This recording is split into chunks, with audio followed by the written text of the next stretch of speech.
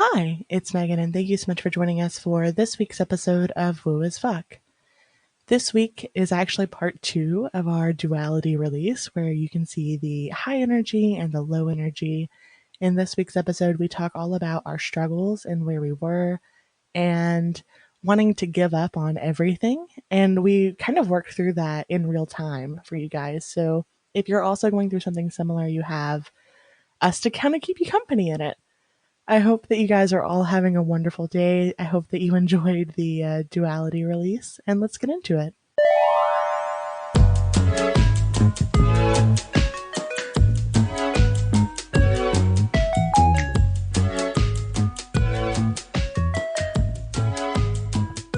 Hi, it's Megan. And this is Lissa. And welcome to this week's episode of WooAsFuck. Welcome. Where the energy is, well, can you guys tell? Our energy is just not where it normally is. It's Even been a rough weekend. Me saying this is Lissa sounded weird. Hi, I'm Lissa. Yeah. It's my name. Yeah. And the amount of times I've said, like, hi, it's Megan. I don't know. Sometimes it doesn't sound like words to me anymore, especially when I'm recording the intro. That is what I get hung up on the most is I'm like, hi, it's Megan. Hi, it's Megan. And I just say that over and over again until it sounds right. Your intros are getting really good, by the way. Oh, thanks. Yeah. Not that they weren't good before, but no, they're so good. I'm like, damn, she's like concise and succinct and like her voice is right up. Yeah, I'm into it. But yeah, you guys, we're struggling. Megan, do you want to talk about the overall? Yeah, so overall, I think the energy for both of us have been fuck all of our hopes and dreams. Let's just go back to the 3D grind. I think to summarize it shortly and succinctly. I couldn't have put that better myself. That's been exactly the energy. It's literally been this last week of well, it started off, let's start at the beginning. It started off with, oh, our hopes and dreams are so big, let's shoot for the stars. And then we shot a little too high and got real discouraged super fast. And then it was like, let's just not fuck all this. And I'll just, waitress full time or go back to some sort of like quote unquote legitimate counseling position. And then Megan was having similar thoughts, but we were having these thoughts separately of each other and we didn't know. So literally I was waitressing the other night and I FYI, I waitress and bartend. If anyone's confused by that, I do both. So and I messaged Megan and I was like, can you help me and tap in for a minute here? Cause I'm like not okay. And I don't know why I'm not okay, but I'm not okay. I'm feeling like I can't do anything anymore and that I need to just stop everything and go back to whatever makes the most money. And that's when she said, do you want to pop in? Oh yeah. I don't know exactly what I said, but essentially the vibe was same. Cause I was in that exact moment. I was laying in bed. I had just spent the entire evening spinning on, why am I doing any of this? Why am I trying? Why am I putting myself out there? I don't like to put myself out there. This is uncomfortable. And just like, screw it. I'll just work and not have ambitions. That's actually what it felt like. Like, I don't want ambitions anymore. I'm done. Same. Yes. That's exactly. It feels like, the emotional role. Well, here's what it is. And, apparently I can get channeled information even when I'm feeling like shit. That's good to know. I was really thinking that today I wouldn't get anything, but I'm kind of already getting it, which is like, as we learn how to be more authentically ourselves and show up in the world that way. And when we take that into our, I don't even want to say professional lives, because it's not like we're getting paid for this right now, but it creates, it's like, how do you say, well, before when I worked at a 9-to-5 and I was in a relationship that was different than the one I'm in now, I could be unconscious most of the time. And as boring and as sort of numb as that is, it didn't require emotional work. I was able to just be sort of unconscious and function on autopilot and not really have to worry about anything. And if stuff did come up, I could just work through it in my mental sphere really quickly. And now that we're fully activated and like aware and awake, although it goes back and forth, of course. Um, it feels like the weight of what we're doing is so much more intense that there is a huge desire to just want everything to be meaningless again. Yeah, I think whenever I get really triggered in this feeling and I like start to loop on it, it is exactly what it is like that version of myself doesn't have worries. It's like you're just on autopilot 24/7 and it's so much easier to exist because right now feelings are big and plans are big. They're not just like an idea, they feel like whole ass timelines that you're like anchoring in, and the work feels so hard. And every time that I get into that place, my immediate thing is like, well, screw it. I'll just go work in a cubicle. I don't have to with my line of work, but that's the vibe. Like, I'll just go work in a cubicle 9 to 5 and then um, come home and watch TV and just exist on autopilot forever. And that sounds super nice. And I know, and like, it wouldn't actually be nice, but it's something about the idea of not having to be present in my body all the time would be great. It would be nice to not have to feel everything all the time. I think that this is what it's really boiling down to is like feelings are hard. And when you are someone that was capable of repressing and not feeling and or boxing them, I'm very different with this than Megan is. Like I legitimately can just repress emotions and not feel them. I was watching if anyone's seen The Maid, it's or hasn't seen it, it's so good. It's on Netflix. I was watching that with my partner, and there were scenes in that show that literally, this is part of why I was so triggered this week. I remembered things that, how do you say, it's not even like I forgot them. It was embarrassing stuff in an old relationship that I don't even know how to explain it. I literally didn't even take Is the it like you time. were reviewing your past actions from the lens that you currently have, your current perspective, and you were kind of unhappy with the way things were handled? Yes, yes, it was. Well, first of all, yes, definitely, definitely. I was embarrassed and disgusted with myself for how I handled things in the past, and that was because of how I was currently viewing it on this show because I'd been through the same circumstance. But also, here's the kicker: I completely omitted that from my memory. So it wasn't until I saw this particular scene where I even remembered that this thing had happened to me in the first place, and then so I was disgusted and embarrassed by how I handled it, which was by avoiding the fact that it happened completely.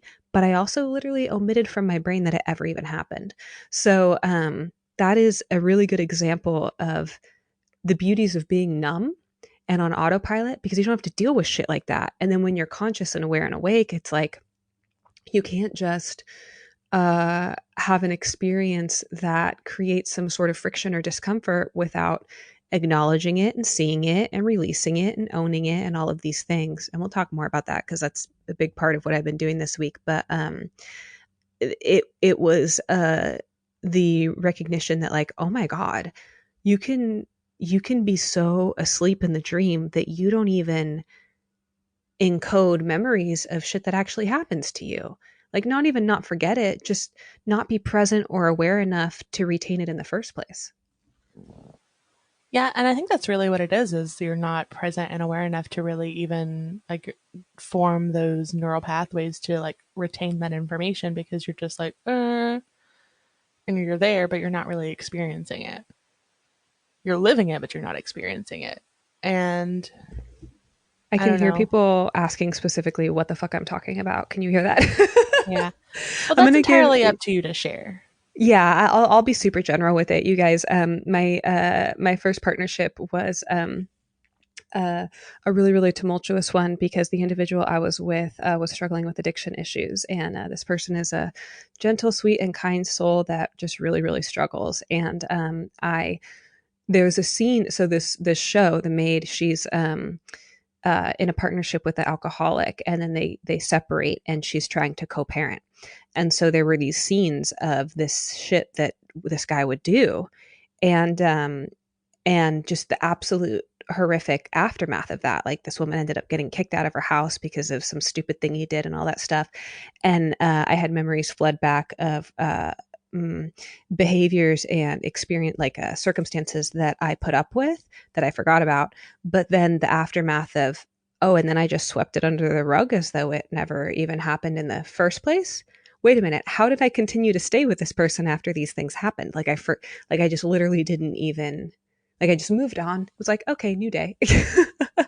But anybody who's been in a relationship with somebody active in their addiction knows full well that there is the addiction, the substance use disorder, and then there's the individual, and the individual is struggling and hurting and wants to do better, and they are not a bad person. You have this chemical use disorder, substance use disorder, excuse me, that creates very real changes in the brain that are reflected in their actions and behaviors. So it was just going down memory lane of all of those times. Yeah, and that's really difficult to process for them, for you, for everyone around you. And you can't judge yourself too harshly on however you handled it because you were also doing your best. And your brain was also impacted by the trauma of the constant I'll do better, won't do better, will do better, won't do better, which I don't know all of the specifics, but in most of them it's like a today's a new beginning and then whoops. Yeah, Over and again. with the best of intentions too. I think I do Yeah. want to say, and I don't want to get on a sidetrack of addiction, but I'm addicted to negative emotions, so it's sort of on topic. Uh, what was I? Oh, I just want to own my shit. I was a terrible person in that relationship. That relationship brought out the absolute worst in me, and I did not treat this individual. I did not give them my best. I definitely put a lot of my shit on them too. So there is no animosity there. Like all is well. And but with addiction, the that what you're saying, like the today's a new day and I'll do better, just anyone who's dealt with a partner or a loved one that struggles with addiction issues and you hear them say that and then they don't follow through. Something that I dealt with for a really long time with that was thinking that they were lying, that was a lie. And that's just not true. That's not true at all. What that means is that the individual doesn't have an understanding of the actual disease that they're dealing with. And the idea is not to stop using, the idea is to get help, because that's the only way that any real change can be made. So that's honestly why I got into uh, drug counseling, was because of that relationship, because I spent that whole relationship telling this individual that they needed to choose me over the drugs. And I was completely disillusioned and thought that that's how that worked. And so I went to school to learn about addiction in the brain and how, what that actually means and what the consequences are. And then through counseling was able to get a whole new understanding of what that individual went through, which was really helpful ultimately. And this has been a huge sidebar, but it's all in the same energy, essentially, because that relationship is the first relationship where I learned to really repress my emotions, because that breakup was fucking horrible. And rather than deal with the emotions of that breakup, I very literally shoved them down, put them in a box, and immediately jumped into a new relationship, a pattern of mine that has still been the case, and didn't deal with any of those feelings. So now I'm sitting here having feelings all the way back from like third grade that are like, are you ready yet? Is now the time? Because there's a lot shoved in here. Have you ever looked at any sort of like trauma release exercises? Ooh, I have. That was actually really overwhelming. There was I haven't done a lot of them, but there is TR. I don't know if you've ever heard of TRE, but it Yeah, is that's what I was talking trauma. about. Yeah. So there was a woman at my old yoga studio that did that, and I had like one private session with her. And it was really intense. There's also I heard a masseuse that locally that does uh, release of the psoas muscle release, which sounds really intense. But yeah, all of that. I certainly am familiar and have been introduced. I just haven't stuck with any of it long enough for it to be effective, because as soon as the emotions get uncomfortable, I I just run from them. But I'm learning how to not do that in this moment. What I didn't realize was that how do you say? I guess I just didn't realize how much there was in the emotional body. Meaning, I've worked through this mentally. I understand what's going on mentally, and I've like had a whole lot of therapy over all of these things. But when it comes to work in the emotional body, it's completely different.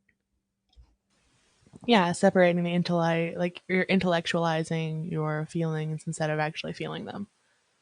So like you understand why you did it, but you never actually took the time to experience them.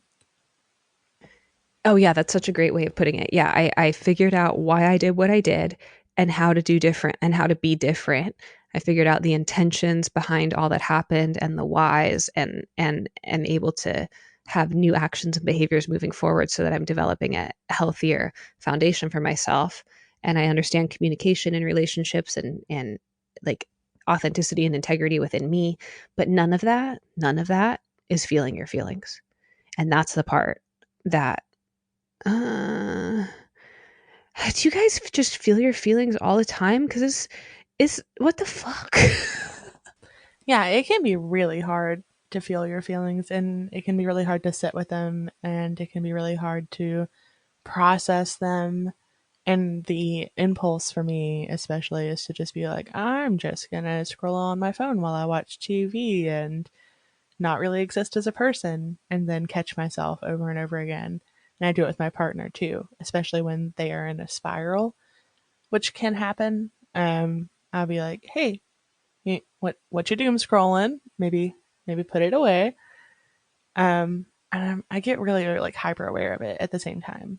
Like the more I do it, the more hyper aware I am of the fact that I'm doing it. And how do you, so in the moment, because here's what I've realized, is that what I do do when I am feeling intense, overwhelming negative emotion, which usually comes in the form of a panic attack, which I've been dealing with the last couple mornings, not panic attacks, but like waking up with that panic and dread that I haven't felt since like years ago.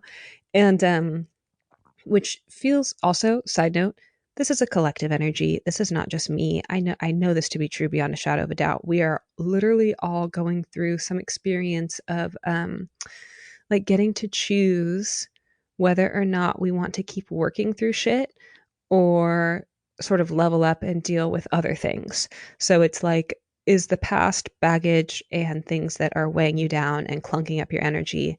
Have you worked through them? Have you cleared them? And are you ready to level up and sort of play in this new level of the game? Or are you needing more time, space, and energy to quote unquote heal? But I'm ready to be fucking done healing, you guys. And I hear you. I know that we're never done healing, but there is definitely a level of, there is a level in the healing process as a human being on this planet where you move past the phase of, Megan, do you know how to explain this better? I think that what you're referring to is when you move past the constant triggers of your emotions and you get to the acceptance phase, where you recognize your patterns, you recognize the way each emotion feels to you and in your body, you know the best way to process them for yourself. And you're obviously still healing, but you have like a more evolved knowledge of the process of how you as a person heals and processes these emotions. Yes, beautiful. Thank you for that. Yeah, you process your emotions in your emotional body. You don't think about your emotions in the mental sphere and use logic and reason to choose to not feel things. Instead, you feel them in your emotional body and you work through them. So, we are now getting to the point where are you ready, open, willing? Have you been feeling your feelings and moving those things through you? Or are you needing more time to be triggered and put into situations and circumstances that will get you to feel that whether you're ready or not, so that eventually you do face it? And for me, in the past, when I've been feeling panic attacks or overwhelm, I would just implement like every tool that I know how to implement to feel better in that moment. And what I'm realizing right now is that's not the work. The work is to just feel it fully, to just feel it fully. And then doing that, like having the actual experience of doing that, felt like literally the experience of what Megan was talking about. So it felt like, oh, okay, now my whole life has to change. I need to not be doing anything that I'm doing, because who am I to be giving guidance in this condition? I need to only but then if I'm not, doing counseling sessions or this other stuff on the side, then I need more income. So that means I need to pick up more waitressing sessions, but then that would just send me into a spiral. So even that is avoiding feeling the feelings, because rather than just feeling the feelings, my brain started creating a new timeline for myself, which is also escapism. So it's just so layered and complicated, but I want to be super honest and real with you guys because I know that I'm not the only one going through this. And I know A big Megan's thing, going through it too. yeah, a big thing for me whenever it comes to like sitting in my feelings is often one big feeling feels like a floodgate latch. So the second I'm like, oh, this really bad thing, my brain and my body and everything about me is like all of these other ones, and then those all lead to their own little sub feelings, and it's like I have to feel, instead of getting to feel one at a time, I have to feel them all at once. So it's like, oh, I'm really sad because the chips I want are, I don't even eat chips that often. Why do I use chips as like a thing? But the savory snack of my choice is no longer available for me to eat. And I am sad about that. And I don't feel like going to get more or whatever. And then I'm like, well, why don't you feel like going to get more? And then sometimes the part of my brain will be like, well, you just suck. And why do you suck? And then I remember something that like my partner did like 10 years ago and I'm suddenly upset about it. And then that leads to like 15 other memories that I had repressed. And, um, it just, it all, it feels too big sometimes. I do want to talk about my trigger, about like why I was in the same energy. And I guess we both, oh, actually, if we went back a little bit, we both kind of had a similar trigger.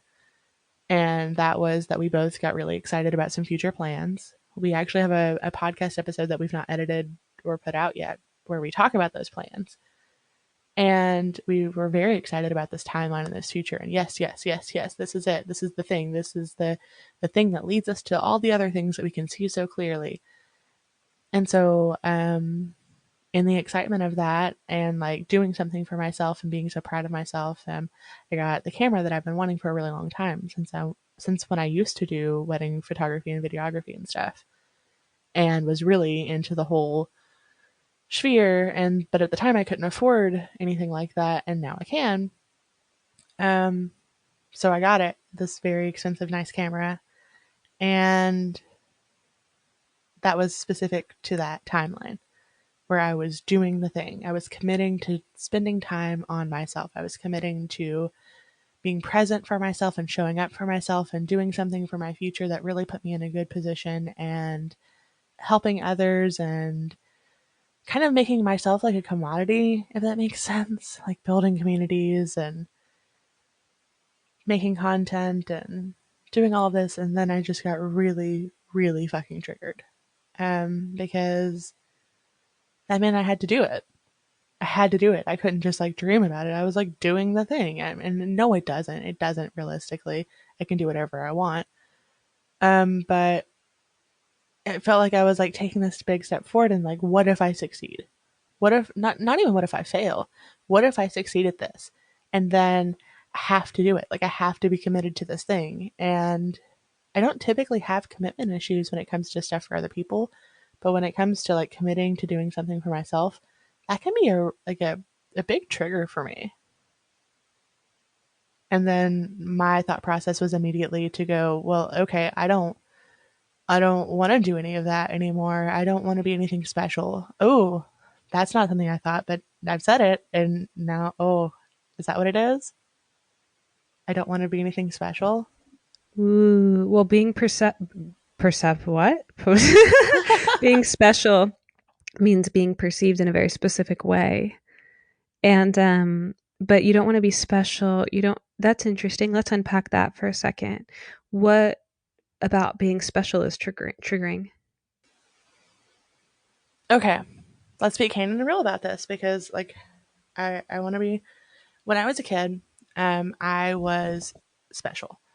When it came to academic stuff, I skipped a grade. I was at the top of my class. I read every single book in the library, and then I started to read books in the middle school when I was in elementary school, and then I started to go to high school when I was in middle school because like I was doing well and they wanted me to put this in the special school, and I was special when it came to my brain.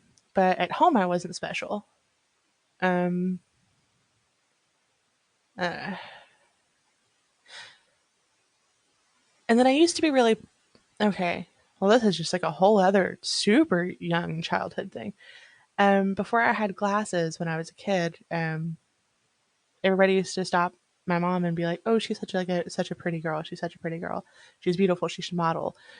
And then I had to have glasses because I am blind as a bat, and I actually had to have had an eye patch that I had to wear because I had a lazy eye, and they were trying to like correct it. And then everybody stopped. Oh, my body's shaking. Why is this such a triggering thing for me? Everybody stopped thinking I was pretty. Everybody stopped like noticing me, and then I got really good at school. And I guess that was where I was special.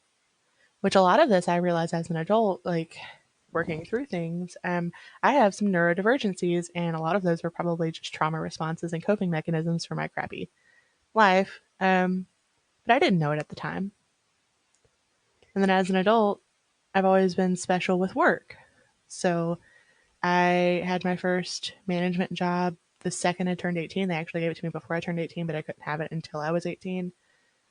And then I was in management like very quickly in every job I was in. I like would get a job that was part time and then turn it into like being on track to be a director that was supposed to be like a temporary thing. And I always like just rise to the occasion, and I've never shown up for myself that way. And being special, it's being special in a way that I've chosen, not in a way that's like performance based, you know? Yeah, it sounds like there was a huge trigger with taking everything that you know and implementing it in something that you're creating, because then you might, I'm trying to reflect this back in the way that I heard it, because then you're following the template of every way in which you've self-abandoned in the past, because it's like the glasses meant that you weren't pretty anymore, and you being book smart or at school, like being able to excel in school, somehow took away like people perceiving your personality, like who you actually are. Oh yeah, Like you, I never had yeah, friends. I had yeah, books. yeah. And then the person Kylie that was a guest. She's been my friend since fourth grade. I But love other that than that, podcast, by the way. Um, I was listening to that while cleaning my house the other day, and I was blown away. I was like, "Oh my gosh, Megan, more mental health, like mental health, like real talk podcast stuff. Like I love that." And especially because it was like so grounded in the 3D, it was really helpful. Personally, as someone who also has mental health issues, who was listening to that. But so it sounds like here's what I'm seeing energetically. So, oh, hey everybody. So this is sort of an example of what I do in counseling sessions, FYI, which my own failure we'll get to later. But this is literally what I do. So as she's talking, what I'm seeing is this, and Megan, you tell me if I'm correct or not. I'm seeing two different energies. One of the energies is you, it's really beautiful, creating like this web, this creation where other people come in, and then they are all working with each other and you, but that you're like creating this thing that isn't really about you. It's about something bigger than you, and other people are coming and they're being involved with it. And then it seems like that's all very much in alignment and what you're sort of working towards, and a timeline that's like way down the line. And then there's this other energy of you creating something that is specific to you about your talents and abilities, and you are offering that thing to the world. And it feels like that is pulling on these deep triggers, because then it's about what you can offer and like what your value and worth is in regards to whatever you can create or produce in terms of like content and things. And it's like, it seems as though you want to do all this stuff and you want to create all these things, but you don't want it to be dependent on like the old work paradigm that you've had or the old school paradigm that you had. You want it to be a like a collaborative, co-creative project. Is that way off? it's not way off. I think that you're pretty close on the money, and I think that a lot of it is about like I'm great with doing things when it involves other people and like they're the focus. I'm not super great at being the focus. I've never been good at it. Like anytime anyone wants to give me credit or anything, I'm like, you know what? No, I'm good. Like, nah. It makes me really uncomfortable. And I know that boils down to some self worth issues that I've been working through. Wait, now but now I'm hearing something different. Not that I'm here. I mean, I think all of them are relevant, but the way that you just said that, sorry guys, you're all welcome to our therapy session. The way that you said that, it feels like nobody else is here. It feels like it's just us right now. The way that you just said that makes it sound like there is absolutely a piece of you that wants that, but is afraid of it. But why am I afraid of it? I agree with you. I'm just not sure. Like I've yet to figure out why that triggers me so much. Why is it such a big deal to be the center of attention? Why don't I want credit? Why don't, and I have some incredible abilities. I have no issue saying like I can do things really well, and I utilize my neurodivergency to my advantage. And I don't like to collect things, but I do love to collect skills, and I learn things really quickly and can do just about anything, and I'm something I'm super proud of. And but why am I so afraid to like be recognized? You know, No, I don't think, I really don't think it's that. I think it's you're not afraid to be recognized. inauthentic. I think that there's a level, I mean, well, what I'm hearing from what you're saying is that, and maybe it's so like nuanced that it's really not obvious. It's obvious to me, but I'm like on the outside looking in.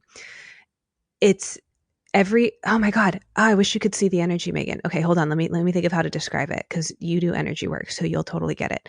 Imagine that there's you, I'm seeing you, and there's a mirror in front of you, like an actual mirror, okay? But let's take that mirror off. So right now, you're just Megan existing in the world. But it's like, I don't Oh, know I why thought I'm I was here. staring into a black hole. When the mirror went away, I pictured Oh, like just a oh, black sorry, sorry, void. sorry. Um, think of what it's like to be you, just being you, be perceived as you, and people loving you authentically for you. But then there's this shift happening in your energy that I see happen, like, or I'm seeing it in my mind's eye in how it's happening with you in the world, where once you step into that position, okay, you start masking and you're not you anymore. So I don't think that you're afraid of succeeding necessarily. I think you're afraid that in order to contribute these incredible gifts and abilities that you have, it somehow means that you have to be inauthentic or mask or not be perceived as who, like, I don't think you've been able to align those two things together yet and present them in a way where you can still stay you. Yes, yes, yes. And I've been working on dropping a lot of masks, ones that I didn't even know that I had, and that's a whole process of being yourself authentically is realizing how many pieces of yourself were just you accommodating other people or situations and putting on versions of yourself to make the situation easier for everyone else, because sometimes it really feels like I have to be like a different version of myself for people to be able to handle me. And I'm not that hard to handle, Wait, I don't will think. you say that one more time? I'm sorry, one more time for the people in the back. I don't even remember, like I have to put on different versions of myself for other people to like handle me, to be around me, to tolerate me, to make them feel more comfortable, and I make myself really uncomfortable to make them to make them more comfortable. So take that. Sorry, this is so important though. Take that energy and think about what it would be like to start creating content on a large platform where you're being perceived by a bunch of people, and how triggering that would be. It would be triggering in a lot of different ways. Like it would be triggering to be a different version of myself because that would feel inauthentic, and I would hate that. But then it's also triggering to think about if I am just being me, whoever I am, and I am being perceived as me, what if I fail for being myself? Like what if everybody hates me? Ooh. Oh, like what if it was just the mask in the first place Yeah. that people were drawn to? Ooh. Well, that would be great, because then you would know who you didn't have to deal with. Like who wasn't a match to your energy, but I totally hear what you're saying.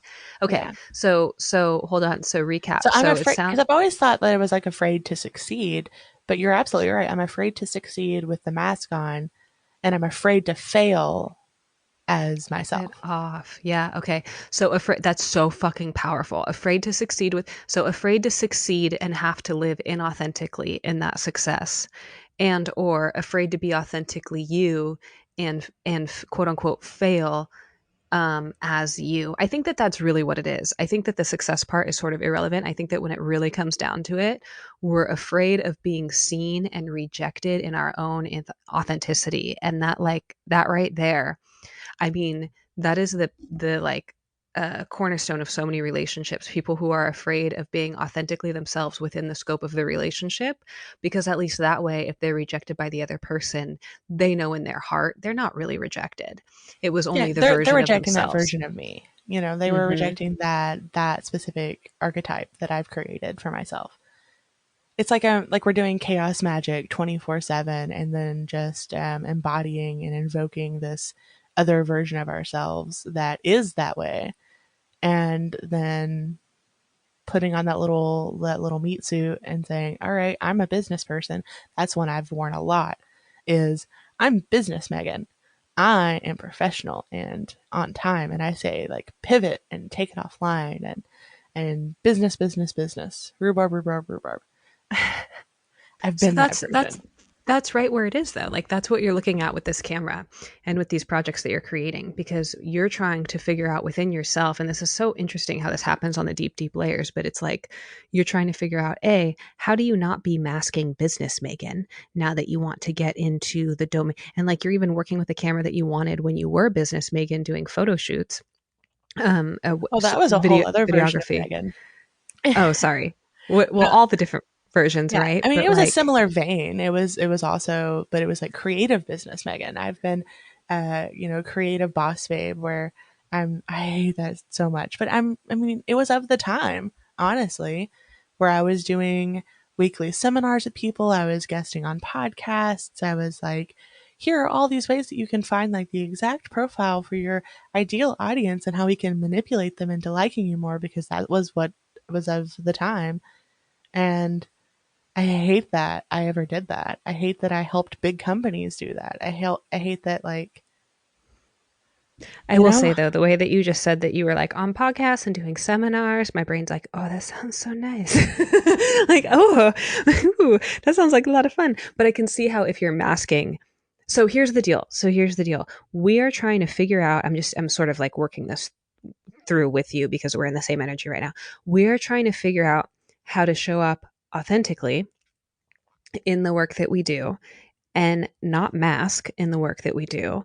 And because of that, we are going to get triggered anytime we try and tackle some sort of project that our own inner development has not caught up to yet.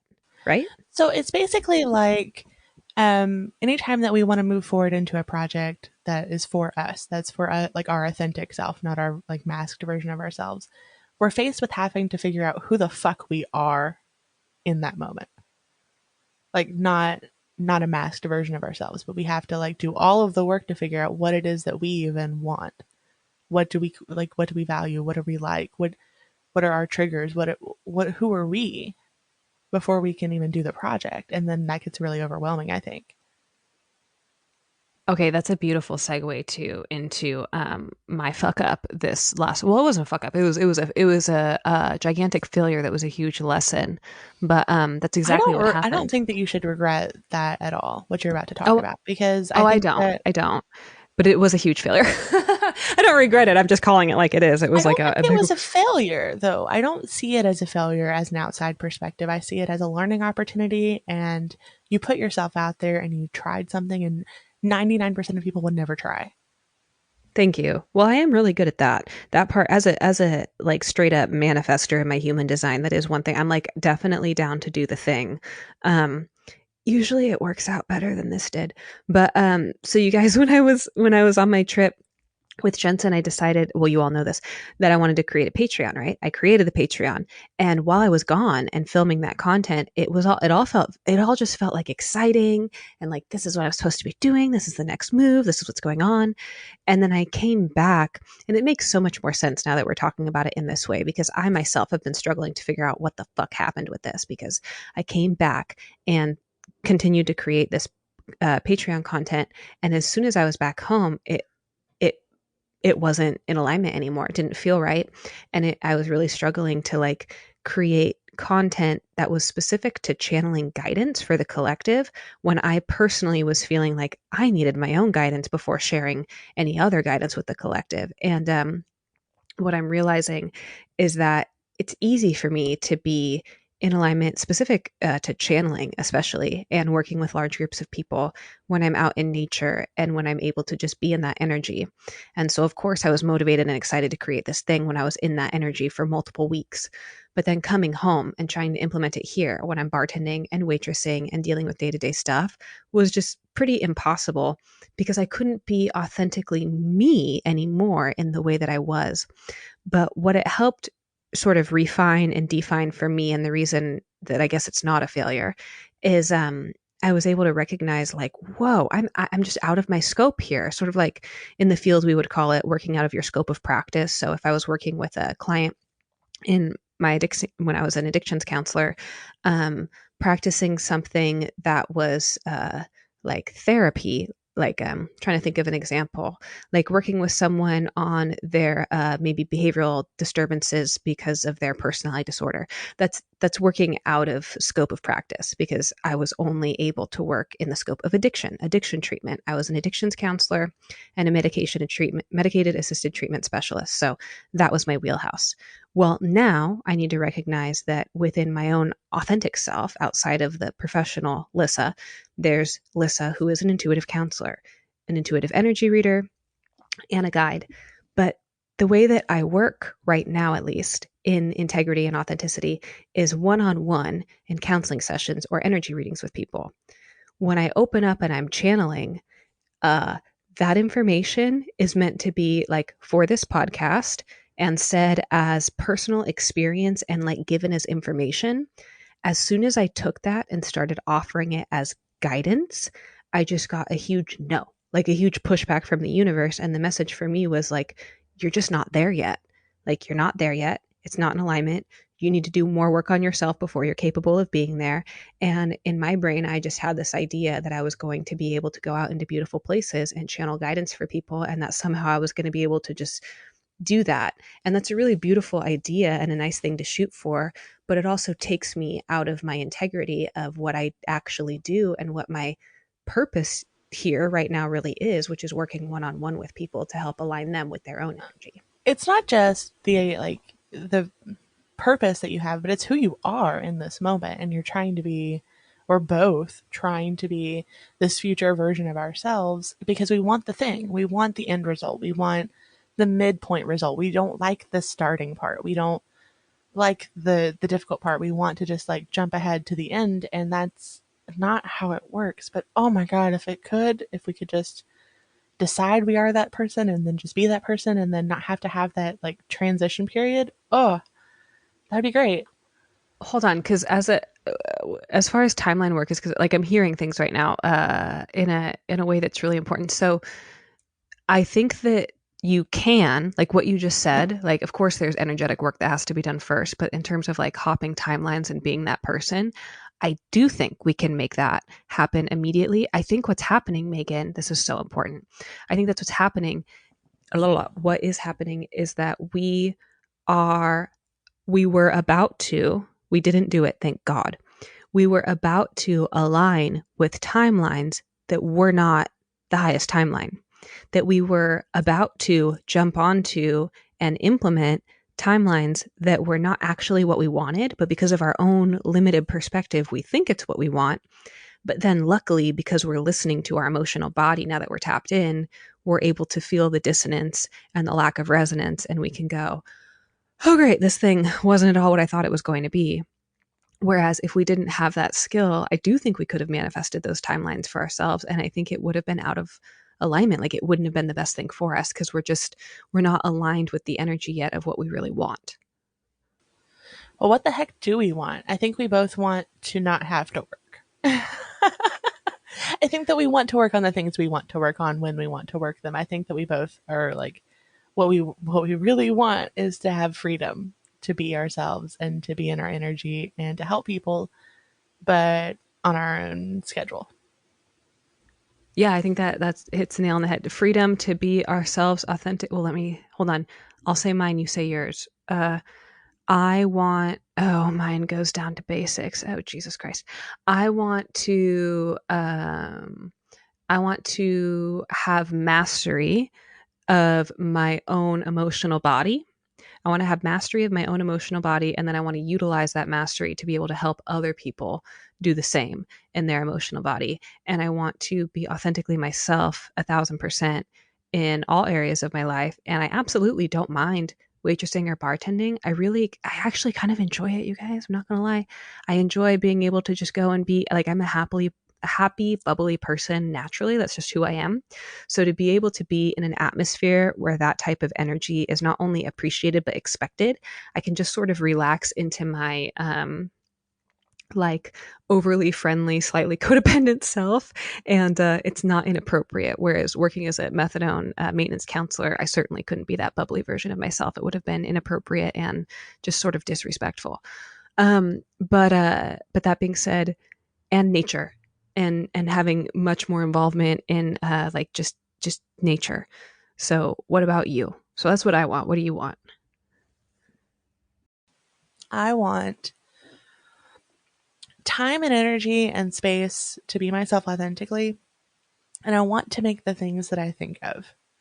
I want to have time for projects. Like, I want to somehow get paid to, like, I really want to make this weird animation. I really want to make this weird newsletter. I really want to, like, make this weird avant garde thing. I want to sprinkle things with my weird sense of humor, my personal brand of sense of humor, not weird.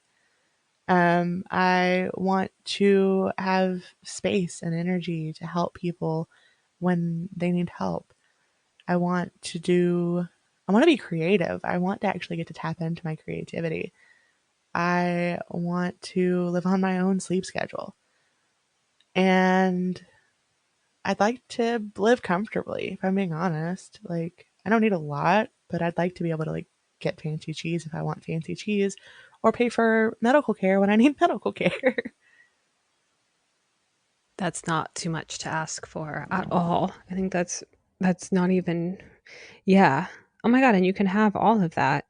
You can have all of that. I think that I don't want to we work on were projects that I don't want to work on. mm, That's a big thing for me. I have to often work on projects that I don't want to work on.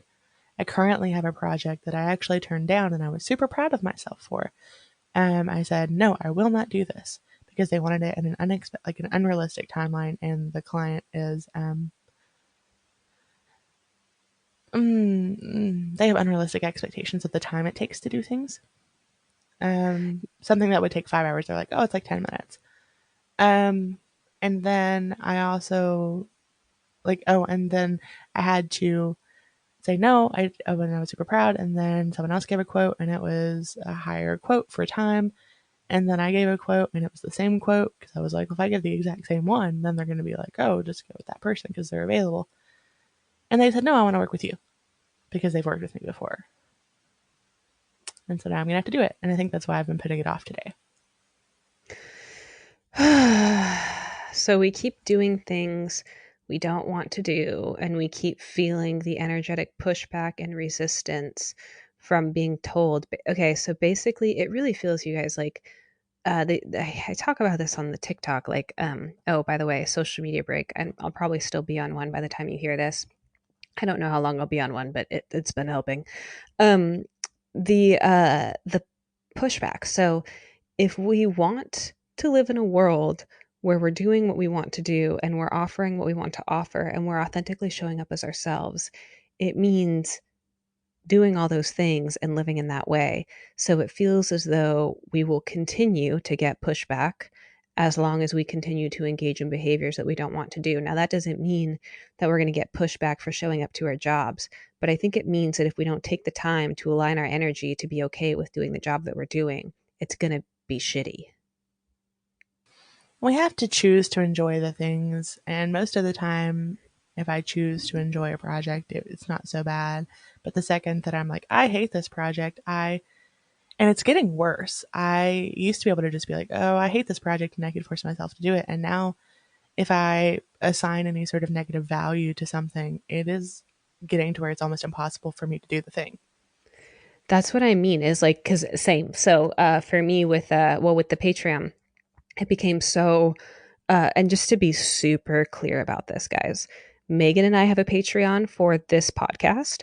I love doing that. That's really fun. There's no pressure there. It just feels like me and Megan are having a good time. That's literally what we're doing. Me and Megan just having a good time. I decided to then create my own Patreon, thinking that that was somehow going to provide me with something that would allow me freedom to like travel more and do things. So there was an expectation with it as well.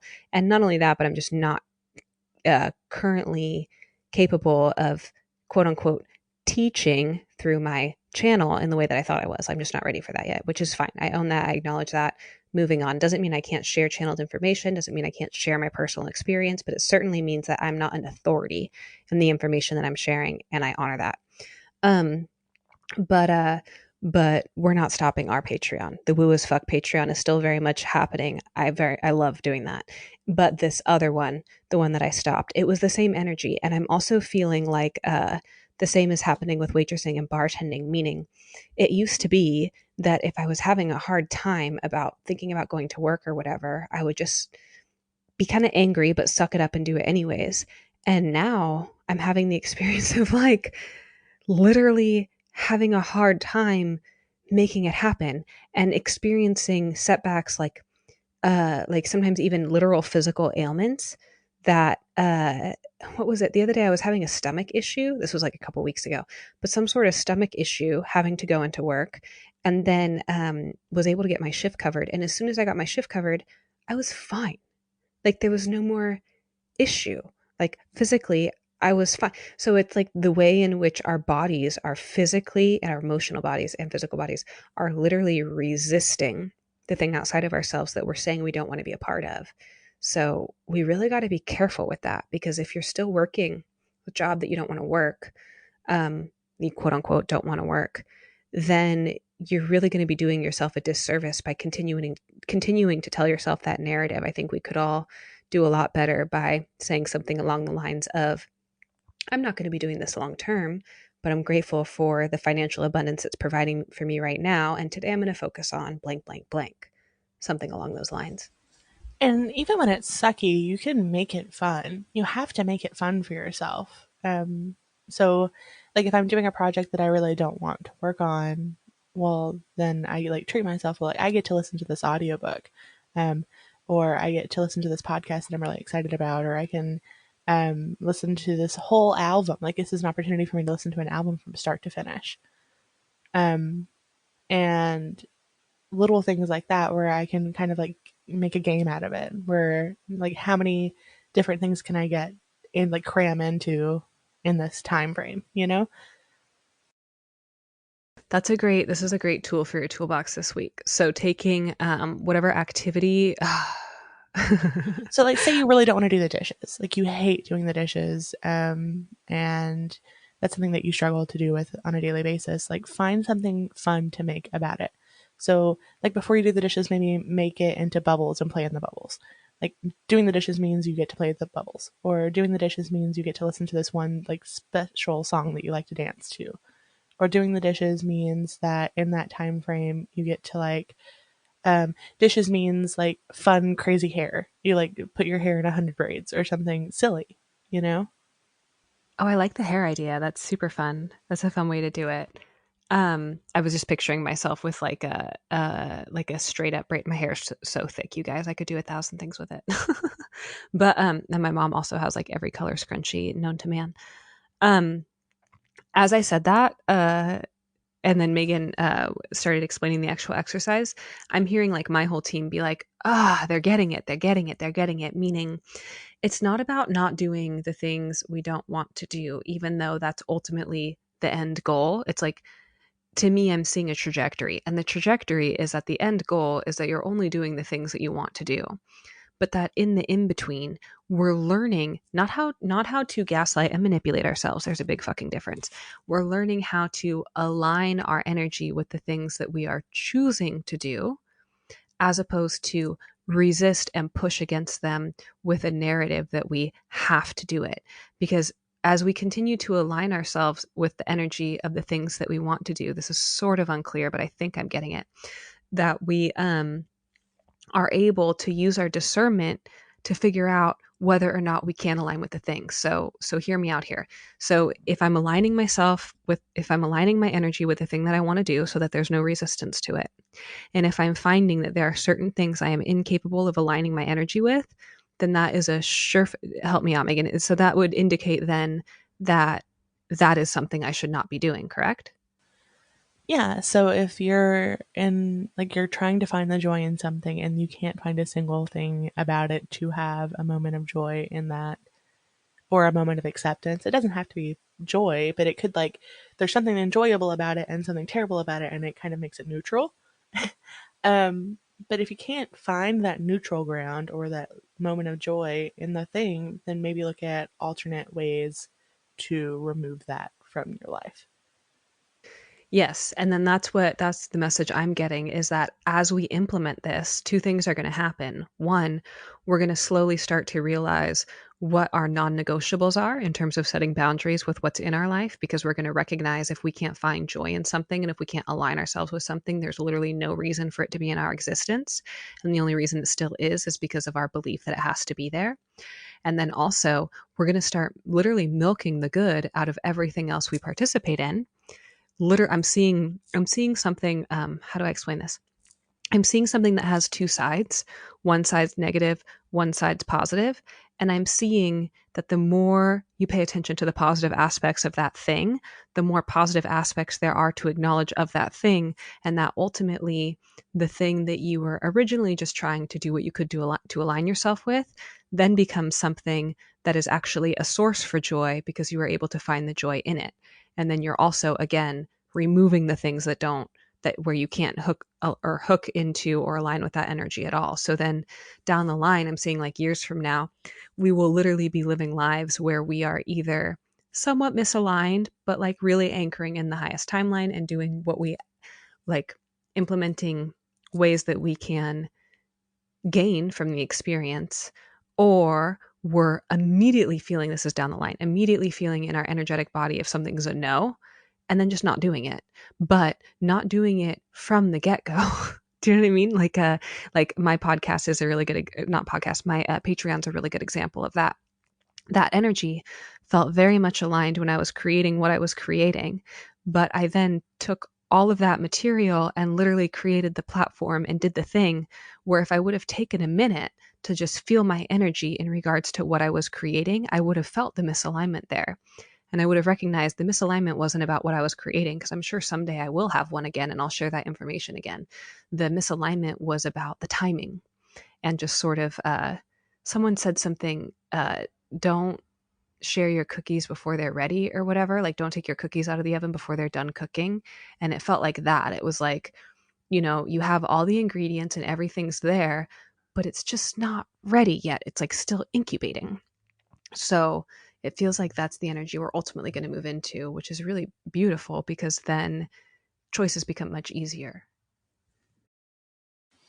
We'll all get there. We're all going to get there. And I think that there's been a lot of people who have been in this energy of, especially with it being a new year. It's almost a new year. It's the last month of the year. We're all trying to figure out, like, it's almost like every single year we get to step into a new avatar, and everybody's like, I want the best avatar. And we put a lot of pressure on ourselves to step into like this perfect avatar that has their shit together. And I think we're all kind of in this energy where it's like, what's next? Like, we're looking at the future. What's next for me? Where do I want to be? What do I want to align myself to? Where do I want to put my energy? And we all want the thing so badly, the end result thing. And we're not ready for it if it's a, you have to do the Ooh, work. I think that for both of us, if we are reaching for it, you're not ready for it. You're Yeah, not because going you to have should to be able reach to for it. just like you shouldn't have to reach for it. You should just be able to put out your hand. And then it goes boop. Yeah. Boop boop. And I just want to go full circle too. So I'm really proud of us because both of us this week faced serious setbacks with really big hopes and aspirations that we had for ourselves. And it was a gigantic opportunity to fall asleep and stop working on our other creative projects and endeavors that we're working on and just go full force into making money and not worrying about these, deeper things that are actually going on and the ways that we're being triggered. And we did not do that. We didn't do that. We're currently processing this shit together. We're sharing this with other people so that they can learn from it. And we are sitting in how gross it feels to think that we're ready for something and then realize that we're not. And that's a big deal. It is. It's a huge deal, and I'm really proud of us. And there's this toddler inside of me that wants to throw a tantrum, though. At the same time, Oh, I did that yesterday. You guys, I literally yesterday was fighting my feelings so bad. It was like, I don't want to do this. I just want to not feel anything. I just want to smoke some pot and call out sick to work and like scroll on my phone and reinstall Instagram. And I didn't, but let the toddler have the tantrum. Like, let the toddler have the tantrum. The toddler's well within their right to be upset. The yes, toddler had and you feel hopes so and much better. aspirations and dreams. Yeah. Like every time I go full toddler sometimes, and I like get on the floor, and I call it tummy time, where I'm just on the floor and I'm just whining about all of the things. I don't usually cry, but I'll like roll around on the floor and then I'll just like rant about the thing that I'm upset about, and it actually helps a lot. Grounding. That's a total grounding exercise for sure. And like literal grounding. I'm a floor person as well, so I'm usually on the floor anyways, whether I'm having a Yes. tantrum or not. Whenever I go to someone's house, though, like I just sit on the floor because it's like that's the place that calls to me, and then it makes everybody so uncomfortable. And they'll I offer me know. Can chairs I all get you a night. chair? Yes. Are you sure I can't get you a chair? Can No, I get I you a want to be on chair? the And floor because yeah. that's where your cats are, and that's who I'm here to see anyway. Is your Oh my cat? God, I love that. That's so funny. Um, I'm thinking about toddlers having tantrums, and I'm thinking about I don't know. I'm just thinking about the energy of what we're currently going through and experiencing. And I think that ultimately, like, it's really helping us clarify what we want. Because for me, you guys, like literally I was misaligned in my energy, and I was thinking that what I was supposed to be doing with my life and in the world was like stepping away from seeing people as a counselor and working towards some sort of platform where I shared information. And I don't know what But I that's think your about. intention behind it was like I think that, and I don't know this was like a conscious intention, um, but I think the energy around it was money, please, for the future Yeah. thing. And it Yes. wasn't Yes. like helping people. It was, and there's nothing wrong with that. The amount of times I've done things for a money, please, is Oh, you're not offending me. I think you're 1,000% right. I think like I saw like because when I'm doing sessions one on one, when that's what I'm like, not only is the money not really a factor, but the experience of working with the client is the payment. Like it's life changing. Pretty much every client I've worked with has brought to the table something really profound. And sometimes you guys, especially more recently, so I have a new like thing where I can like do question and answer stuff. And the questions people ask allow me to think of things in a way I've never fucking thought about them before. So I come away from the session with all this information that I didn't otherwise have. So that's pretty cool. But, anyways, point being, that's what drives those sessions. That's what drives those sessions is my actual excitement to be on the phone with the individual. And what was driving me creating a Patreon was 1,000% money. Yeah, like of course I wanted to channel and share my information, but if I'm being super fucking real and honest with myself, I had some sort of deluded fantasy that I was going to get a bunch of patrons and then be able to afford traveling and sharing information as I traveled. And no, there's nothing wrong with that, but it means it's not in alignment. yeah, there's nothing wrong with it, and I want that feature for you where you get to travel and stuff. I just think, if I'm being honest, I think that there's a version of you where you get that future in a different energy, and it's from a totally unexpected source. Like Dude, I feel it that almost too. It's feels so frustrating like though, because it's like, what is it? yeah, it almost feels like, and I don't know if this is a thing or if it almost feels like you get to go to places specifically, like you're traveling to the places, like you're getting paid to travel to the places to like inspect or survey the land. Grid You know, work. That would be cool. Yeah, no, well, just to be clear, so you guys, and by the way, power's popping off like nobody's business. This is another big part of what's going on. Like, as an intuitive, we're all intuitives. We're all fucking intuitives. We're all timeline workers. We're all grid workers. We're all empaths. Like, we all have these abilities, but the degree to which, actually, side note, side tangent, but very important. I want you to all think about your psychic abilities and your quote unquote special gifts as literally like playing an instrument or being good at math or understanding how to build a computer. Like, we all have the capacity within us to do these things. But the question is, what are you naturally drawn to and what fills you with the most joy? So for me personally, it's intuitive work, doing work as an intuitive and work as like channeling work. So as an intuitive and understanding how timelines work, I see a few, like, I know it's there. I know it already exists. I see the future where I'm traveling and where I'm sharing information while I'm traveling and where I'm working with people. And it's really fulfilling. And I know that that's in my future. So rather than the misstep was rather than just trusting and knowing that that is eventually where I'm going to be, I started to manipulate my now reality to quote unquote get there. Why do I keep saying quote in this episode? Whatever. To get there. And I don't need to do that. I don't need to do that. But what Megan just said, I feel that too, and that's part of why I did that whole sidestep thing with creating my own Patreon, is because it felt like I had to do something to get it. I mean, you might have to do something to get it. We don't know what that something is, but it feels like I absolutely feel that timeline for you very strongly. I just don't know how you get from point A to point B. And I feel like we keep going to like point Z Mm-hmm. instead Yep. of point B. Yeah. Well, I tell you what, I do know for sure that I'm really grateful and excited to be recording throughout this entire process. And that is one thing that the videos that I do have on there now, I mean, most of them are public, but one of those is me talking about how I want to keep recording this process so that people can see how messy it is, but how possible it is. Because I know beyond a shadow of a doubt, one day I will be there. And I know beyond a shadow of a doubt, one day you, Megan, will have your whatever it is where you're able to create all of these projects, and some of which I hope are on our website down the line. But like creating these things that you can share with the world in a way that is real and really in alignment for you too. I And just have I so many love, things I want to share, and I have so many things that I can make that can help people, and I can have so many weird things that are just like they just make me laugh, and I feel like someone else will also laugh at them. you guys don't even know what this woman's capable of.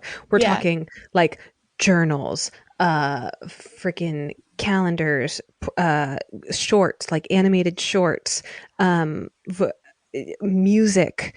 Do you know that she creates the music for the intro of this podcast? And Yes. do you guys know that? They know that, right?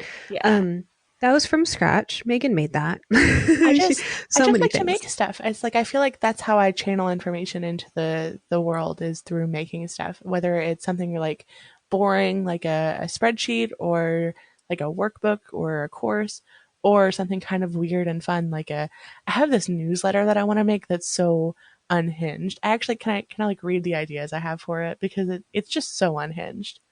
And if you steal my Please. idea, like that's fine. I don't care. No one's going to steal your idea because nobody can actually create your idea in the way that you would Yeah. create it anyways. Okay, so it's like a zine. Think like late '80s, early '90s, like self-made zines. But it would be digitally designed because graphic designer here. So I have this idea. There's like fake ad. I don't if you're familiar with Welcome to Night Vale. It's like this news broadcast from this other universe, and it's so like everything's in this other universe, so it's all kind of surreal and fun. But it's like fake ads for products. It's got like a tarot spread for the month, monthly comic because I've been wanting to make a web comic for a really long time. But like a monthly comic, a hyperfixation highlight, so whatever I'm hyperfixating on the time, some fun facts, some art and design facts, a game show, uh, a movie game or show review, like something like a piece of media that I really enjoyed for the month, an art feature where I get to make art and share about it, I have like Welcome to Night Vale style lore sprinkled throughout. It has art struggles. It has a shiny rock feature. And in my mind, and then there's also a good jar feature. But in my mind, both of them are just like, here's a good jar. It's a good jar. Look at this jar. It's just dumb. This is a cool thing, a fake classifieds thing where it could be like, definitely not haunted peanut butter jar for sale. Come and get it. Um, Featured intrusive thoughts with ratings. So I could like collect some intrusive thoughts that I had throughout the month and give them ratings. Like a recurrent one for me is like if I have food or a drink in my car, my brain immediately assesses if I were to wreck with that in my car, how much damage to my car it would do. Like if I had pasta, how messy would the pasta be? And that would be like a 7 out of 10 because it can be kind of fun to think about.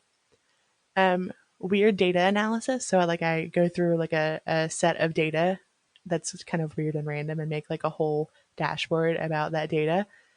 Um, a Patreon support feature because originally this was going to be like on a Patreon, and then like a recipe of the month because I love to cook. I just want to, can everyone just take a minute and like sit in that energy? Because that's what it sounds like when someone has an idea that's authentic to their core, that's completely in alignment, that has no resistance to it. Like, there's obviously resistance to some degree because she hasn't created it yet, but that's probably more time related. Yeah. Do you hear how she's not like, I don't know. I don't know if I should be, I mean, like, I think it's a good idea, but I'm not really sure. Do you hear how she was just like, I'm so excited about this thing. I'm going to share these ideas with you. And fuck it, if somebody steals the idea, I don't even care because this is just, that's what it sounds like to know, to just know that something is meant for you. That's what it sounds like to know for sure, beyond a shadow of a doubt, that this thing, this baby thing that's growing inside of you wants to be birthed into the world. And that's the type of stuff that we really need to be listening to. That's the type of shit that like I was not lined up with in what I created. And that's the type of things that you, Megan, should pay attention to when you are creating, because holy shit, if that's not in alignment, I don't know what is. And not only that, but there are so many ways, so many beautiful ways that you could invite the community to be involved in a project like that. And so many like featured writers or like quote unquote, like journal, like, oh my God, Yeah, I how many was times am I going thinking to say quote? about. I think that it would be really cool if it like did grow into a thing where like people submitted things for it, like they got to write a funny fake classified or suggest a That's product for a totally what I fake was ad or thinking. something. And that could be Yeah. like a Patreon specific thing where like the patrons got to like if you were on this tier, you got to suggest a thing for the next month's issue. Or you had like you got to be a featured writer or something for a section.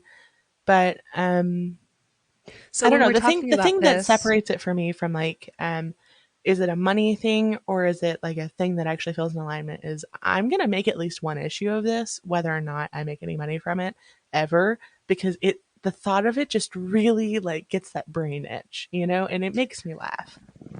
and then that's how you know, because the payment, again, like counseling sessions. So I had like a moment where there was like a week where nobody had any sessions booked, and like for the foreseeable future there weren't any booked, and I felt really sad about that.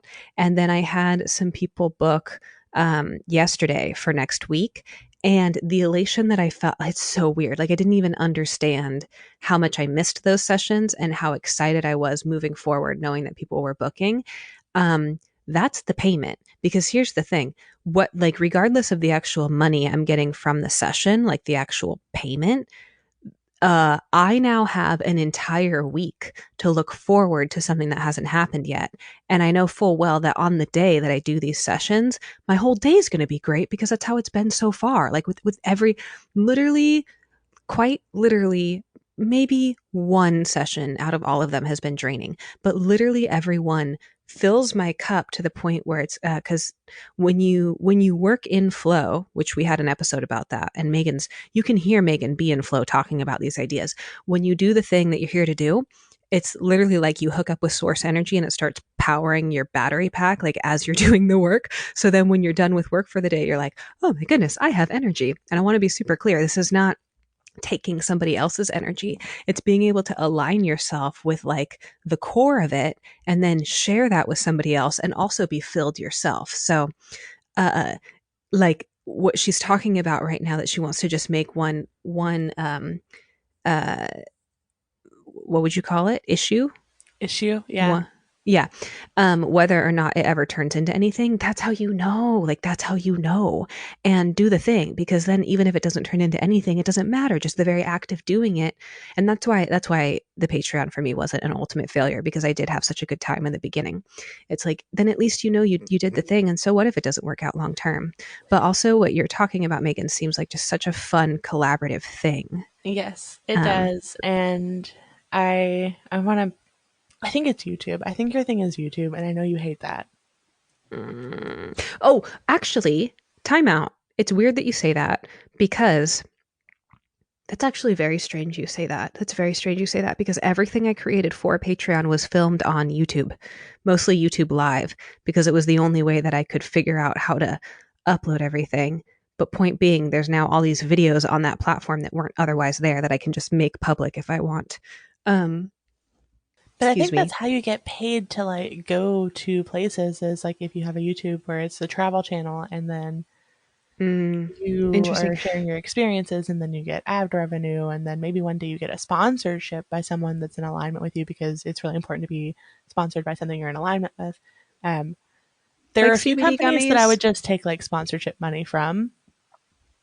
Oh, I Like like that. like Badass bitch Megan is here. yeah. Well, I'll like just take your okay, money. Squarespace sponsors everyone. So, Mm-hmm. like, you know what? Fuck it. Well, I'll we do love Squarespace. Squarespace. I do love Yeah. Squarespace though, actually. Like I genuinely like that as a product. As a designer and developer, I think Squarespace is a great platform for You guys, their small scheduling businesses. system is fabulous. I love Yeah. Squarespace. HelloFresh, I don't know about their economical um how good they are for the environment. I do know they source a lot of their stuff from like local farms and stuff. But with like their cardboard usage and stuff, that's not ideal. But how else would you get it? And that's a whole other thing. But I would definitely let them sponsor me, because I actually had HelloFresh for a really long time, and it was so much fun. Like it kind of like reignited my passion for cooking, because I had gotten into like a little stagnant area. But it also got very expensive. Um, Sorry, I know you're talking about sponsorships right now, but I'm just thinking about what you were saying. And also, that shit cost crazy expensive for me too. I thought that I was like saving money and like doing good, and then I'm like, wait a minute, these are tiny little portions, and So this is so much money. I actually track how much I spend on groceries and stuff, like historically over time, because of course I do. And the months where I had HelloFresh or another meal subscription thing, because I kind of hopped around between a few for like a year, I actually spent a lot more on groceries. That makes sense to me. That makes sense to me, because you're still going to the store for the staples, but now in addition to that, you also have, yeah, no, that totally makes sense to me. What was I? Oh, because you were talking about YouTube. I just wanted to say that's also so like, because I was just noodling that. Oh my God, I'm picking that up from you. Noodle, you say that. I was noodling that in my brain, and I was thinking just now. Well, y- screw sponsorships or revenue. I would. I just like making videos to make videos, and I can just keep posting videos to YouTube because I like making videos, and like that's such a different energy. Oh my gosh. And the way in which we force things, like we don't have to do that. Yeah, we like to force things. We like to try to make them fit in our little box of how we think the current time and the future should look. I And I'm also trying wanted to to have an open box about how my future looks. My future just has a vibe. It doesn't have a box. It's just an amorphous little blob. Oh, another tool for your toolbox. Sorry, but I can't go without saying that one because that was way too good. So, not only how can you align yourself with the energy of something that you don't want to do to see if it's actually something you should be doing, but what's your vibe? What's your future energy vibe? Not what do you want, not what manifestations do you want to magnetize, but like what's the vibe?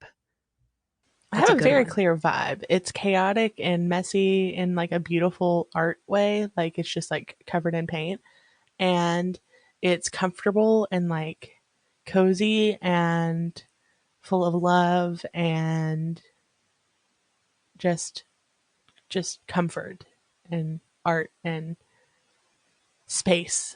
It's open. I was trying to think about I think my vibe would be, Fresh air. okay, now I can't stop thinking about just what it would be like to just be in beautiful places. Um, Okay. yes. I think your vibe, I'm just like from an outside perspective, I think your vibe And is, an energy worker perspective more than just outside, like you actually read yeah. energies. So yeah. I think your vibe feels like a cool spring morning. I feel like your vibe has a lot of nature and it has a lot of water and grounding. I think that it feels like when you wake up in the morning and you have a beautiful cup of tea outside on your porch and everything is still.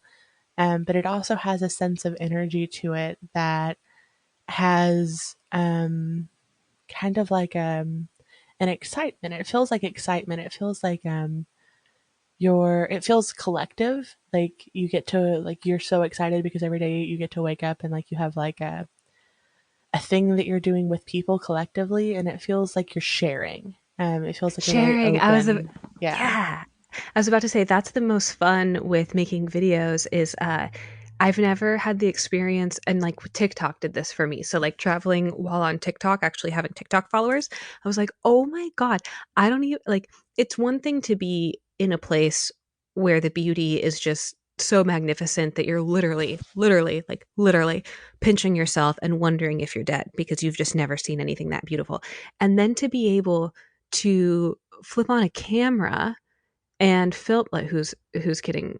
Mm, it's not a camera, it's my phone, but like to pull out my phone and be able to film, oh my gosh, I'm dating myself, what I'm seeing, and to be able to share that with people, that is It's that still takes called the hap filming. right. Well, I know, I'm just saying, like it was funny because I'm like, pull out a camera, I don't have a camera, film, there's no film involved. It's just funny, the language of it. But for me, so this last trip that I went on, to the desert and Death Valley and all of that, I went, the trip I went on before that, I think, I don't know how many followers I had on TikTok, but it's exponentially great now.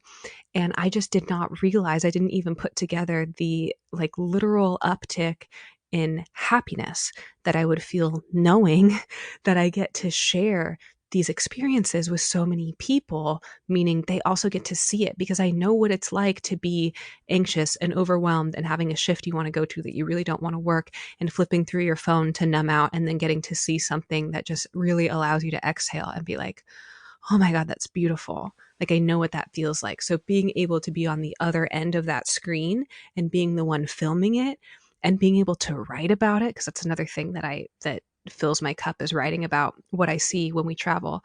Uh ooh, now I feel like I'm you talking about your newsletter magazine. Yeah. Yeah. Anyways, I'm glad we're both talking about the things that really light us up and fill our cup, because that's where if the focus is going to be put anywhere, which I think right now it's in our benefit to just hit pause Yeah, and I think focus the on focus right ourselves. now is us. We're our Right. project, and we're the worst Definitely. project we could be working on, but also the best. A huge work in progress, that's for sure. Yeah. But I'm glad that we Now both I'm talked picturing having a about, tattoo that says like WIP, work in progress. It's and like a then people little are going to loading think, bar.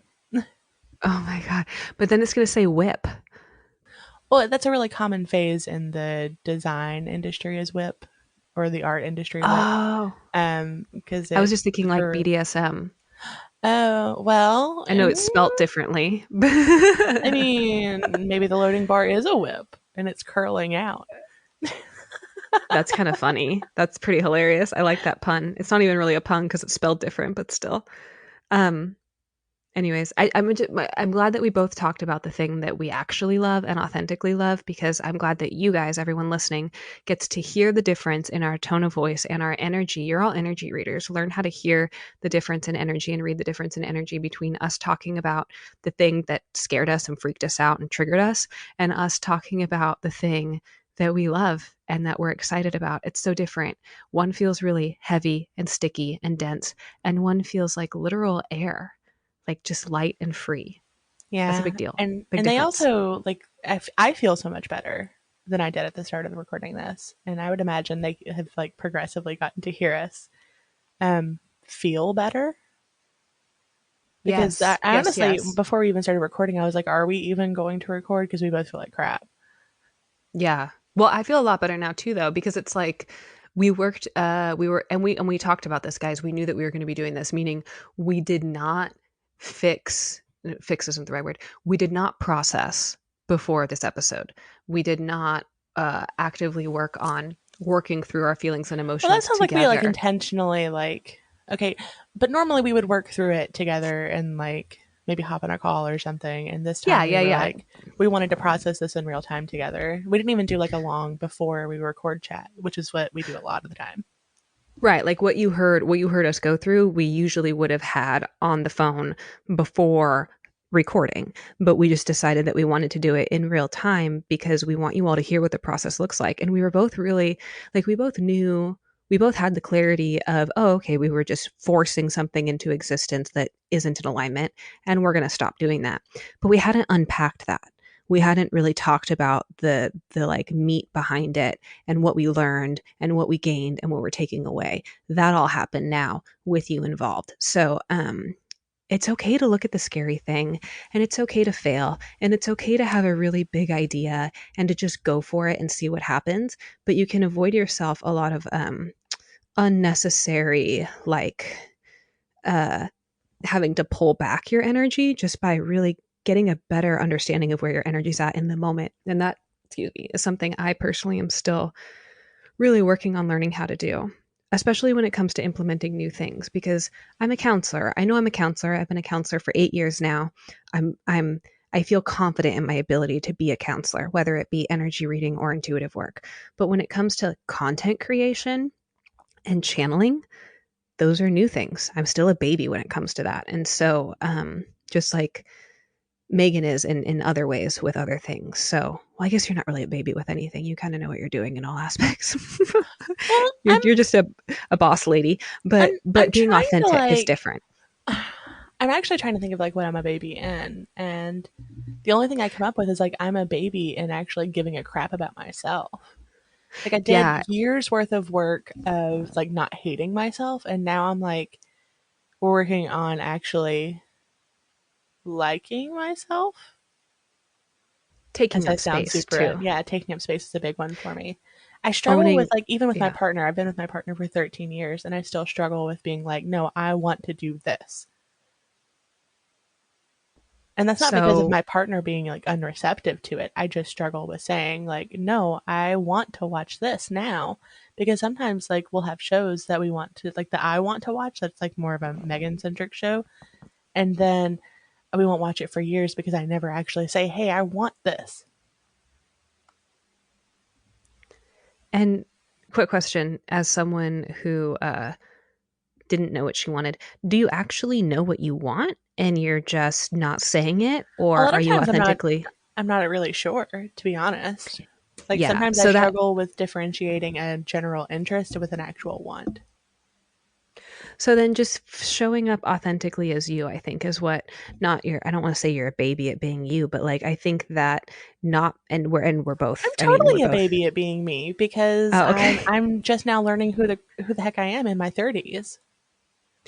Well, it's so different. Who are you? The who are you in the woo as fuck world is such a different question than who are you at a dinner party. It's a different fucking question. So we need to all be a lot more Yeah, and stop compassionate with describing yourself ourselves.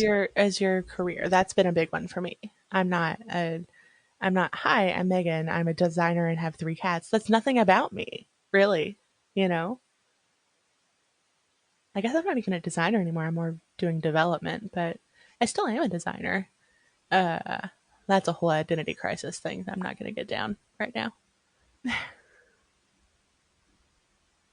Hi, I'm Melissa, and I am a Say it. human Say it. being currently incarnated on this planet, having lived many lifetimes. I'm now remembering, and I am super uncomfortable in my meat suit.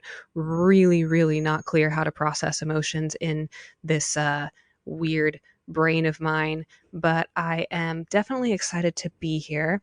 Really love getting to see all that this planet has to offer in terms of like the beauty and the vastness of it all. And one of my favorite things to do is have interpersonal relationships with other human beings and getting to see all the complexities in the way in which people work together. Yeah, say that at a dinner party. Well, I don't know. I would like that at a dinner party, but I guess it depends on the audience. Yeah, read the room, guys. Don't That's a get whole other thing. 5150'd. Oh Okay, my gosh, last yeah. thing. I gotta say this. In that show, The Maid, okay, I have a slight beef with Netflix and how they keep implanting truths into nonsense and confusing us all. Um, so in this show, The Maid, there is a mom who is being 5150'd for having a manic episode, and she's bipolar, and she's saying so much crazy shit, all kinds of crazy stuff, and she's like injured herself. And then she's speaking to her daughter and she's saying, but they don't understand. They're the real crazy ones. They don't understand. And the little girl, or the girl's like, what do you mean? And she's talking about how the sun bends towards her. Like she is able to harness source energy and pump it out through her into the world, and that she is the creator. And I just want to say, God damn it. Like, that's so not cool, Netflix. It's like literally taking truth, like truth, that is true information. Like, you absolutely harness the energy of the sun and the source creator, and you emulate that out into the world when you're being the truest expression of yourself, and other people are able to see that and then like benefit from it. And they totally had that information being delivered from a woman who is currently being 5150 for being in a manic episode, and that just pissed me off. That's all. Side tangent over. Yeah. I mean, I get that all the time with media. And I know that had nothing to do with anything. I guess all I'm trying to say is that you are the creator. You really are. And people say that and they're like, meh, shmeh. But like, you're the creator of what's in your own lived experience.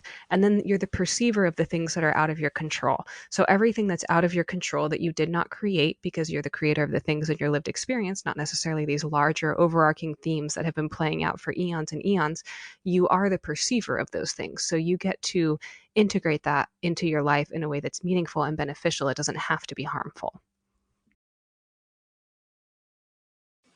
I agree with that.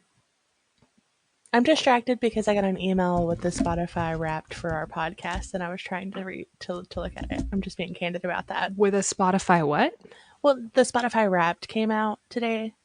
What's that? It's the thing I sent you earlier, where it like shows all your music and stuff from the year. But apparently, they have a version of it specific for podcasters that have like podcasts that are hosted on Spotify.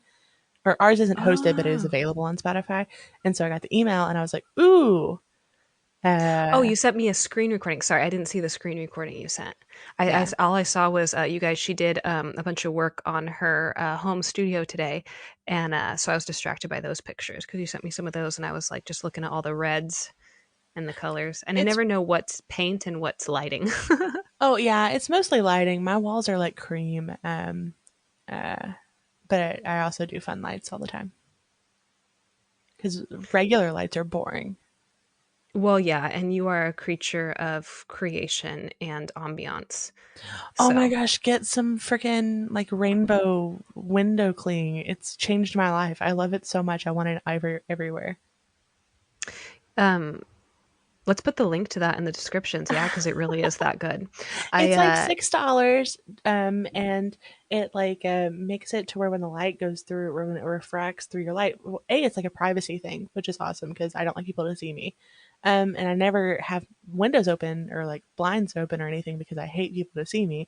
But in the kitchen, I wanted light because it's dark, and so I had the privacy cling and I got the rainbow ones, and then when the light comes through, it makes rainbows in your space. Like it's clear, but it makes rainbows, and and it looks so good at nighttime, and it looks so good during the day, and I just stand there and stare at it sometimes.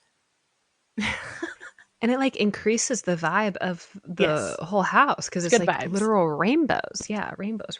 And you guys, literally, we were both looking at this thing and wanting to buy this I've been wanting to buy one for a while, and I've been talking to Jensen about this for like a minute, and I didn't even know Megan had gotten them until she showed me pictures. And I was like, I was literally just talking about Jensen with this yesterday. It's so funny. Same thing. Yeah, I ordered 2 more rolls so I can do the front door, and then I think I'm going to do my office, and then probably eventually over time all of the rooms. definitely do your office for sure, I for can't have sure. plants because I live in a dungeon. I can't have plants because I'm a plant killer. Oh, I'm also a plant killer. The only plants that I currently have that are alive are either propagations that are in water that I've not done anything with, but for some reason they just continue to live. And then I have two plants that are one's like a mother-in-law's tongue or a snake plant, and it Oh. it won't die. Like sometimes it gets ignored for like months, and it's fine. It's vibing. And then there's this other one, I forget what it's called, but it's also vibing, and I've had it for like 5 or 6 years. Well, I The went rest all die. to a Thanksgiving celebration with all my good which, oh my god, I'm so blessed to have the community that I do. Like, just absolutely blessed. These people are incredible. Yourself as well, Megan. And this Thanksgiving celebration I went to, this woman's house, plants everywhere, everywhere, all of them thriving. Currently at my mom's house right now, plants all over, thriving. It, help us, guys. Send us information on how to not kill plants, because I have literally not been able to keep a single plant alive my entire life. And I'm a Taurus. I'm supposed to know these things. I like I've understand had the earth. I work with the elementals. I don't I've get had it. I've had multiple like I've had readings by different people, and multiple different people have said like, "Oh, you're meant to like talk to the plants and sing to the plants and they'll grow around you and you have this great green thumb." And I'm like, "No." I Yeah, do same. I Maybe it's used to because do like a we're vegetable garden every year that would do fine. But like pretty plants, like inside plants, and I think it's because I live in a cave because I don't like people to see me. Do not perceive me. My neighbors are too close. I don't want neighbors. try living in an apartment complex of I studio could apartments not. Though when I where did live in an like half apartment, the people in the complex. when I did live in an apartment, it was pretty convenient because almost all of us were second shift or third shift, which was great. And then the only interactions we really ever had with our neighbors was if it was storming, we all went outside with a beer Okay, and that's just pretty watched the cool. I storm, like and those that was neighbors. nice. That is cool. Well, I hope it storms and you all get to go outside with the beer and watch the storm this week, because that would be fun. I love doing And that.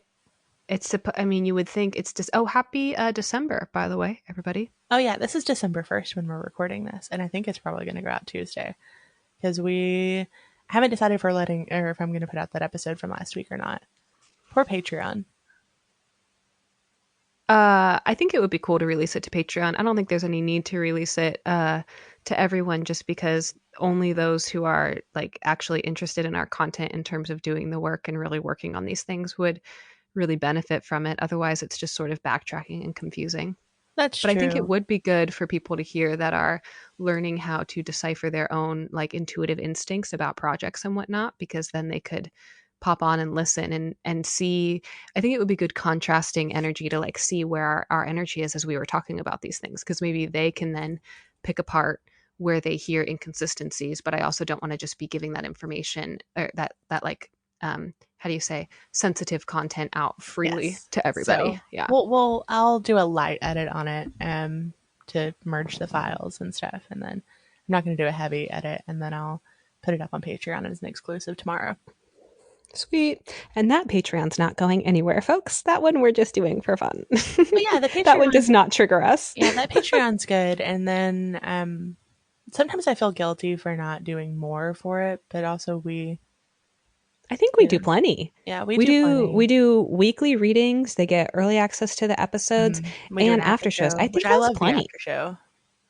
And there's a lot of editing that you do that's involved in all of that with the Hmm. overlays and stuff. So I absolutely would not feel guilty about that. I think we do plenty. And I will keep sharing. Oh, speaking of which, I will share more content on there, especially now that I'm not doing something on my own. And one of the items I'll share is from this amazing trip I went on, where I was like up in the mountains and got like a really strong message from the universe that was really touching. And it's relevant to everything we're talking about right now, about feeling your feelings and like letting things go. So I'll post that there. And I'll keep posting traveling stuff, was my point. I'll keep posting more traveling videos to our Patreon too. So there's more content that way as well.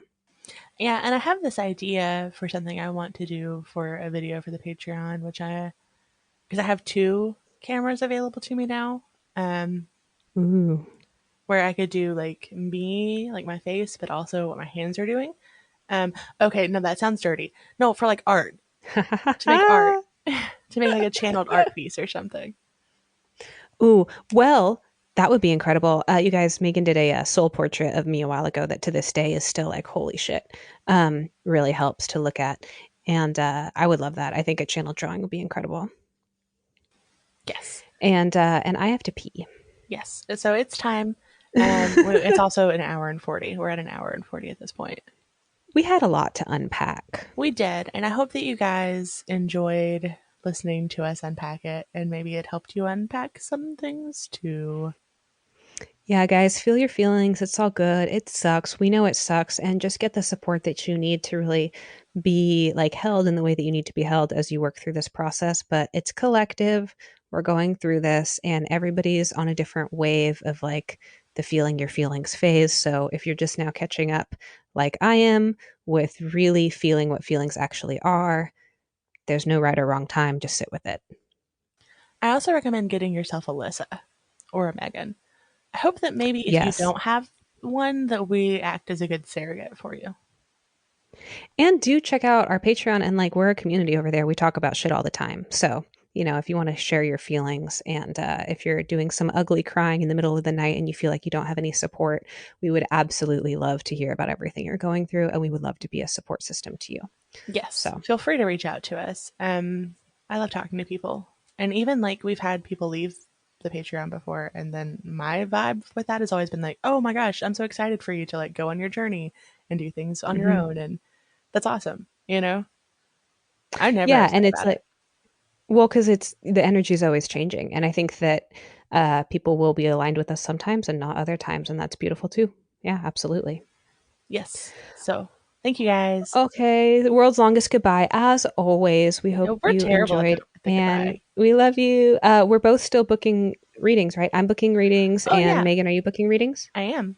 I mean, I don't currently have any booked, but I am open to them, and I love doing them, and I love doing the little thing at the end where I send you the PDF with everything. That's always fun. Yeah, guys, and FYI, like seriously, energy clearings, I've said this before, I'll say it again. She's really, really powerful. And if you're dealing with if you feel like if you went home for the holidays for Thanksgiving and you felt like you picked up some weird stuff or gunk, booking a session with Megan would be a great way to clear that out, because I that's did like a literally Black one of the things Friday she does. clearing, and that was nice. Ooh, that is nice. I totally missed Black Friday. Okay, anyways, long goodbye. Bye, Book a session if you everyone. want. See us over on Patreon. We love you so much. And thanks for being part of our therapy session. Bye. Bye.